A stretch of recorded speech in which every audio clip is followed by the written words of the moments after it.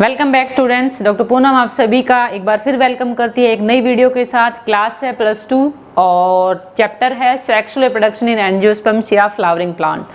और अभी तक हमने up to the structure of ovule या एम्ब्रियो सैक कर लिया है और इस वीडियो के अंदर अब हम करने वाले हैं types of ovule on the basis of position of the funiculus, the micropyle and, the chalazal end as well as the position of ovule। इनका प्लेन ऑफ अलाइनमेंट कैसा है, उसके बेसिस पे टाइप ऑफ ओव्यूल कैसा होता है, वो हम इस टॉपिक के अंदर करने वाले हैं। इसमें जनरली एग्जांपल ज़्यादा पूछे जाते हैं कि ये शेप के हिसाब से भी पूछ लिया जाता है, शेप दी होती है और उसके हिसाब से पूछ लिया जाता है कि what's the type of ovule in this structure. Okay, बहुत ही इजी सा टॉपिक है, लेकिन जो मैं आपको ट्रिक बताऊं उस हिसाब से इसको लर्न कर लेना आप। ओके बेटा, लेकिन अभी तक हमने जो स्ट्रक्चर ऑफ एम्ब्रियो सैक या ओव्यूल किया है उसमें मैंने ये बताया है कि जो ओवरी है, अगर ओवरी मल्टीलोक्यूलर है, suppose this is stigma style and ovary, मैंने ऊपर स्टिग्मा नहीं बनाया है, मैंने सिर्फ ओवरी बनाई है। और हो सकता है ओवरी अगर मल्टीलोक्यूलर है तो उसमें ऐसे ओव्यूल लगे हुए होंगे बहुत सारे, वो सिंगल भी हो सकते हैं, वो डबल भी हो सकते हैं। But point to be noted, यहाँ पर मैं सिर्फ और सिर्फ एक स्ट्रक्चर दिखाने वाली हूँ और इस एक स्ट्रक्चर को हमने पहले कर लिया है, ये वाली स्ट्रक्चर। और इस स्ट्रक्चर को अगर मैं ये वाली जो आपकी एनाट्रोपस है, जो बहुत कॉमन स्ट्रक्चर होती है, इसको हमने अच्छे से किया हुआ है। मैं एक बार फिर इसके बेसिक पार्ट को डिस्कस कर देती हूँ। इसमें हमने ये point of attachment, this is point of attachment with ovary wall is funiculus and this funiculus contain the strand of the vascular bundle. Clear.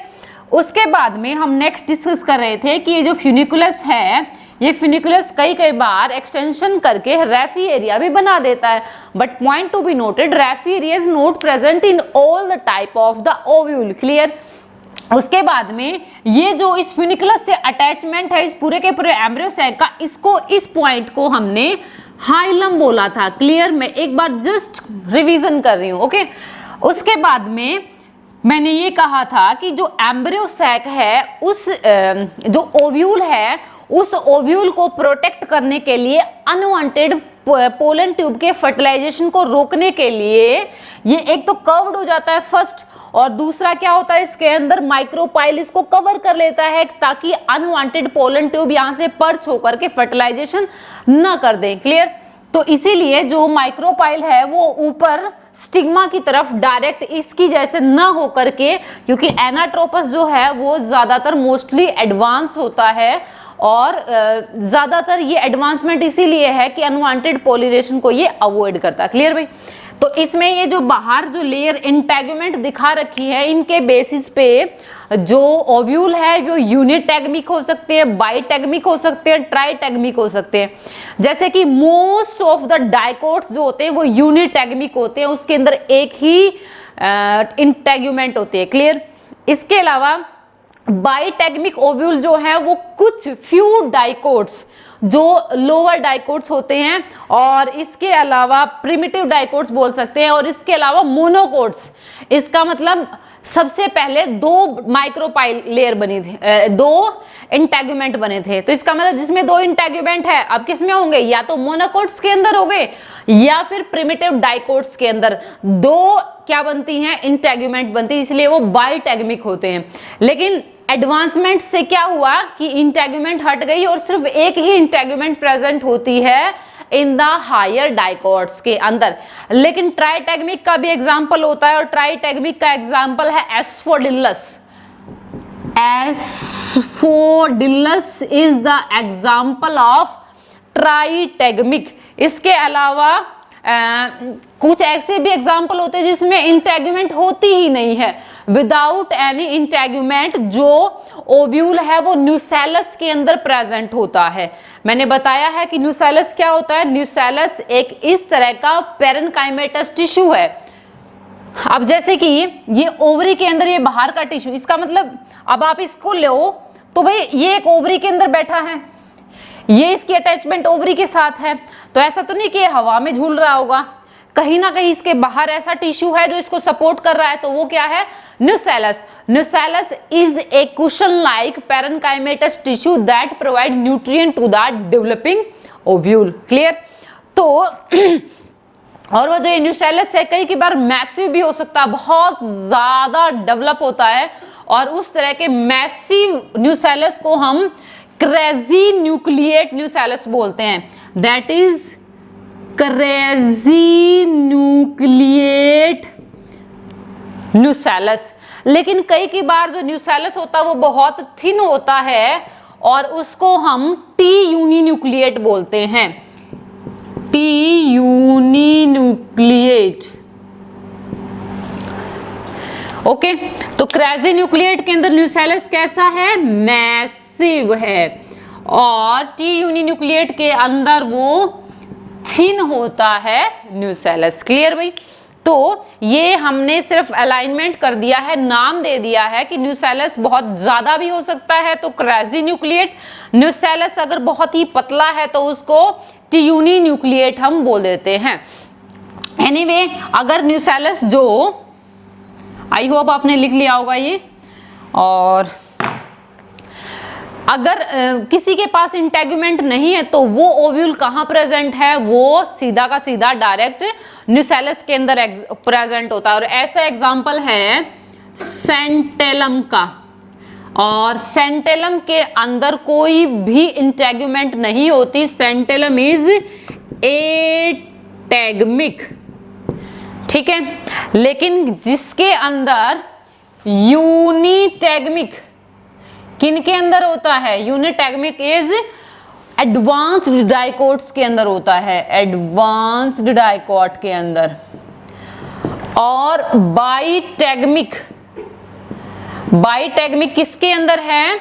It is in most of the monocots and primitive dicots के अंदर. Primitive dicots का जो example है वो बाइटैगमिक ovule का example होता है. Clear भाई? ओके, लेकिन वो प्रेजेंट कैसे है? वो उस ओवरी के अंदर उसकी अलाइनमेंट कैसी है? किस किस की? इसके फ्यूनिकुलस की, हाइलम की, माइक्रोपाइल की, इस चैलेजेलेंड की, रेफी की और इस एम्ब्रियोसैक की. और ये सारा का सारा है इसका न्यूसेलस पार्ट जिसमें ये प्रेजेंट है.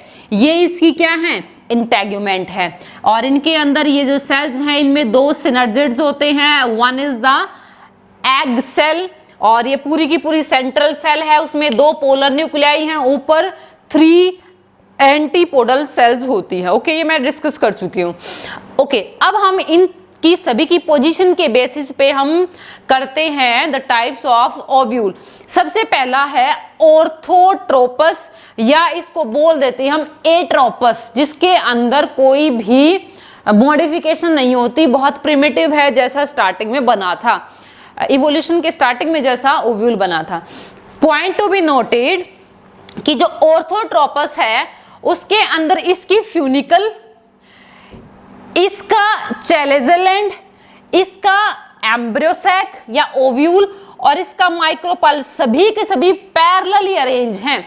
इसका मतलब सभी के सभी का जो प्लेन ऑफ अलाइनमेंट है वो सेम है. किस किस का?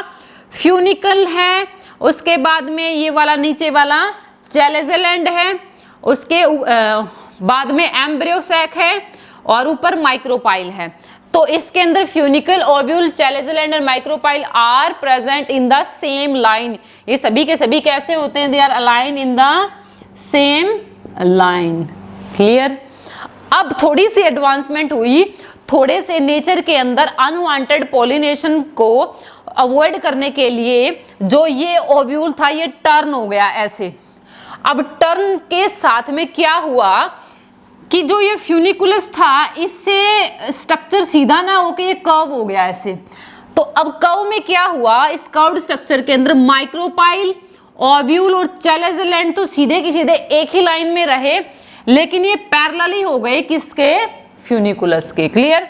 तो बी जो स्ट्रक्चर है एनाट्रोपस, जो most of the common structure है, उसमें माइक्रोपाइल, ओव्यूल और चैलेजेलेंड सभी एक ही लाइन में होते हैं, लेकिन इसमें ये जो फ्यूनिकुल है, फ्यूनिकुलस पैरेलली प्रेजेंट होती है, ये सेम नहीं होती, इक्वल ठीक है। अब हम आते हैं थर्ड, हेमीट्रोपस। पहले ऐसा था, फिर ऐसे हो गया, लेकिन अब ऐसे है, आधा मुड़ा हुआ है। ये एनाट्रोपस की तरह बिल्कुल ही नहीं ट्विस्ट हो गया, बिल्कुल नाराज नहीं हुआ, ये हाफ है यहाँ पे। तो इसमें क्या होगा, micropyle, ovule as well as chalaza same है, लेकिन यहाँ पर फ्यूनिकुलस और ये सारे पैरेलल ना होके 90 के ऊपर है।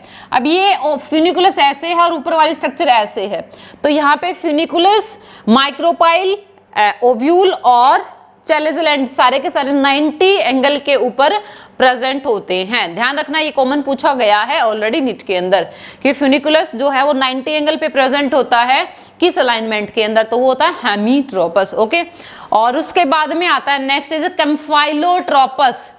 पहले ऐसा था, फिर उसके बाद में ऐसा हो गया, फिर ऐसे, और इसके अंदर क्या थोड़ा सा ट्विस्ट हो जाता है। इसका मतलब एनाट्रोपस और हेमीट्रोपस के बीच की स्ट्रक्चर जो है वो होती है कैम्फाइलोट्रोपस। तो कैम्फाइलोट्रोपस में अब भी माइक्रोपाइल, एम्ब्रोसैक जो है वो सेम है, लेकिन फ्यूनिकुलस जो है वो उसके सेम एंगल पे नहीं होती, वो थोड़ी सी ट्विस्ट होती है, और वही सेम जो फ्यूनिकुल है, फ्यूनिकुलस 90 एंगल पे प्रेजेंट होती है इन सभी के ऊपर। तो इसका मतलब यहाँ पर कंप्लीट 90 एंगल नहीं बनता है, ये सभी माइक्रोपाइल, ओव्यूल और चैलेंजल एंड सभी एक लाइन में है, लेकिन there is no any exact 90 angle of the funiculus. Campylotropous अभी तक नहीं पूछा गया। ओके, उसके बाद में नेक्स्ट स्ट्रक्चर पे आते हैं हम, and that is the amphitropous. Amphi मतलब वो खुद ही, कौन, ओव्यूल जो है अंदर खुद ही ट्विस्ट है इसका, और उसको हम बोलते हैं एम्फीट्रोपस। ये सबसे एक्सेप्शनल अलग ही तरह का एग्जांपल है, जिसके अंदर जो इसके अंदर एम्ब्रोसैक स्ट्रक्चर है ओव्यूल वही ट्विस्ट हो जाता है, इसका अंदर से रियल का जो फ्यूचर प्लांट था वही ट्विस्ट हो जाएगा। तो एम्फीट्रोपस के अंदर क्या है, वही सेम ऐसे ही हेमीट्रोपस वाली कंडीशन है, बट कैम्फाइलोट्रोपस वाली, लेकिन इसमें होगा क्या, there is the bending of the embryo sac. इसके अंदर जो एम्ब्रोसैक है वो बेंड हो जाता है, जिसकी वजह से ये डिफरेंट हो जाता है एम्फीट्रोपस। और इसके बाद में लास्ट आता है दैट इज द सिरसिनोट्रोपस। सिरसिनोट्रोपस को याद कैसे रखोगे, सिर से लेके नाक तक मुड़ा हुआ। अब अगर हम हमारे हेड को और नोज को ऐसे मोड़ ले तो वो जो पोजीशन बनती है वो होती है सिरसिनोट्रोपस। तो इसमें फ्यूनिकुलस से लेकर जो माइक्रोप्लांट है वो ऐसे कंप्लीटली ट्विस्ट हो जाता है, कंप्लीट राउंड ले लेता है। सबसे ज्यादा एडवांस कॉम्प्लेक्स स्ट्रक्चर है सिरसिनोट्रोपस, जिसके अंदर जो फ्यूनिकल है, फ्यूनिकुलस की जो ग्रोथ है इतनी ज्यादा एक्सटेंड हो जाती है और एम्ब्रोसैक को कंप्लीटली कवर कर लेती है। लेकिन यहाँ पर वही चैलेंजल एंड माइक्रोपाइल एंड एम्ब्रोसैक सारे के सारे क्या हैं, एक ही लाइन में हैं, और फ्यूनिकल क्या है, वही पैरेलली प्रेजेंट होते हैं। But there is complete one round of the extension of the funiculus for the further protection. Okay भाई, तो ये जो सेक्सुअल प्रोटेक्शन फ्लावरिंग प्लांट, इसमें मैं एक बार फिर रिपीट करती हूँ, हमने यहाँ पे क्या किया है, पहले एट्रोपस या क्या है, ऑर्थोट्रोपस, जिसमें कोई भी बेंडिंग नहीं होती, सबसे प्रिमिटिव होता है, जिसमें सारे के सारे एक ही एंगल में प्रेजेंट होते हैं। नीचे फ्यूनिकल है, फिर माइक्रोपाइल है, फिर एम्ब्रोसैक है, और ऊपर पहले आपकी फ्यूनिकुलस आ गई, फिर चैलेंजल एंड आ गया, फिर माइक्रोपाइल आ गया, और ऊपर क्या आ गया, माइक्रोपिलर एंड ओव्यूल के ऊपर। ठीक है, उसके बाद में अगर हम एनाट्रोपस में देखें तो एनाट्रोपस में अब फ्यूनिकल को हटा दिया गया है, फ्यूनिकल बेचारी साइड में रह गई है, अब ये तीनों बराबर रह गए हैं, माइक्रोपाइल, एम्ब्रोसैक एंड चैलेंजर। लेकिन जो फ्यूनिकल है वो फ्यूनिकल पैरेलली प्रेजेंट होती है। हेमीट्रोपस में आधा मुड़ा हुआ है, यस, लेकिन यहाँ पे जो फ्यूनिकल है वो 90 एंगल पे होती है, लेकिन यहाँ पे कंप्लीट 90 एंगल नहीं होता, वो ऐसे ट्विस्टिंग होती है, किसके अंदर, कैम्फाइलोट्रोपस के अंदर। एम्फीट्रोपस ऑब्जेक्शनल है, इसके अंदर जो ओव्यूल है अंदर प्रेजेंट, वो उस ओव्यूल के अंदर एम्ब्रोसैक ही कंप्लीटली क्या हो जाता है, कर्व्ड हो जाता है। सिरसिनोट्रोपस में फ्यूनिकल कंप्लीटली कर्व्ड हो जाती है और सबसे एडवांस्ड कॉम्प्लेक्स स्ट्रक्चर को बना लेती है। ओके भाई, तो आई होप कि आपको जो ओव्यूल की फर्दर टाइप्स है on the basis of position of micropyle, on the basis of chalazal end micropyle end और द पोजीशन ऑफ एम्ब्रोसैक, ये क्लियर होगी। और इन सभी के साथ में मैंने आपको यूनिटेक्निक, बायोटेक्निक भी बताया है, टाइप्स ऑफ द न्यूसेलस भी बताया है। आई होप ये आपको वीडियो अच्छी लगी होगी और लाइक जरूर करना। Thank you.